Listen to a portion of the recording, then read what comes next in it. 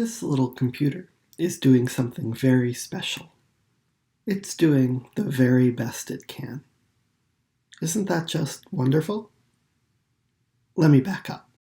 When I think of the mathematics behind computers, I think about the lambda calculus. You may know that it's impossible to know whether every lambda term evaluates forever or eventually stops. But it's easy to show that a particular computation stops.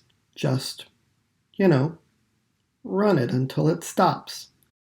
The identity function applied to itself takes one step, and then it's done. There's also an easy way to show that some non-terminating computations fail to terminate. If a computation ever exactly repeats a previous state, then we know that the next state will be repeated as well, and on, and on, and on. Any repeated state will be repeated endlessly forever. That's just how deterministic computation works. The omega function, applied to itself, immediately evaluates to itself. Bam! Non-termination. But a third thing can happen. The computation can just invent new states forever. A lambda term can endlessly expand. If you like Turing machines, you can imagine a Turing machine just writing more and more ones to the tape, out past the horizon. The tape is part of the Turing machine state, so it's a brand new state every time. That endless cycle of novelty isn't possible on this computer right here, and it isn't possible on the computers you're lugging around either.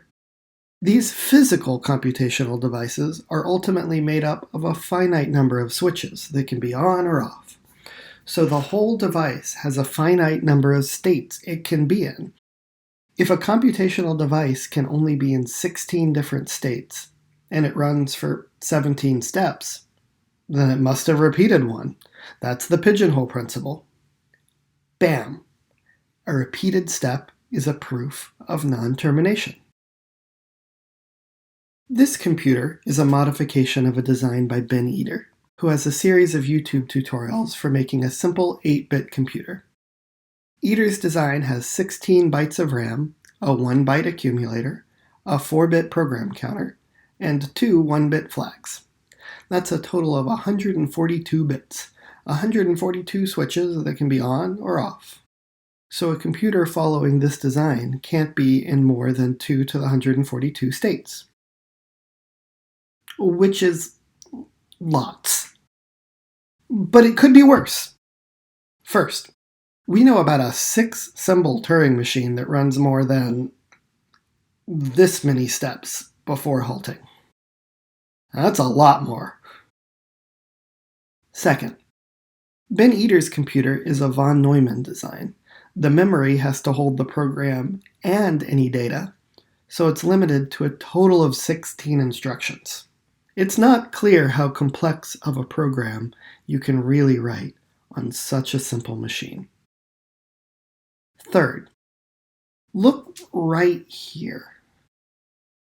By moving these 2 wires, I changed the computer so that it only has 4 bytes of memory, giving the machine a mere 64 trillion possible states.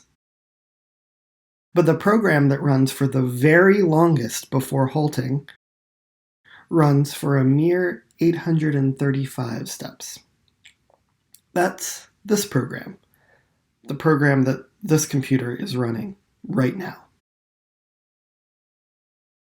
That's what I meant at the beginning when I said that this little computer was doing the very best it can. And it looks like it's about to wrap up.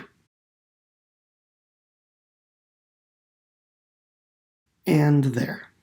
Good job, you. How do I know that this is the program that runs for the longest before halting? Well, because there are 4 billion possible programs that you can load onto this computer. I went and simulated all of them on my laptop until they repeated a previous state or halted. This means that 835 is the busy beaver number of the Eater design with 4 bytes of memory. What's the busy beaver of the Eater design with the full 16-byte memory? I don't know. Help me find out.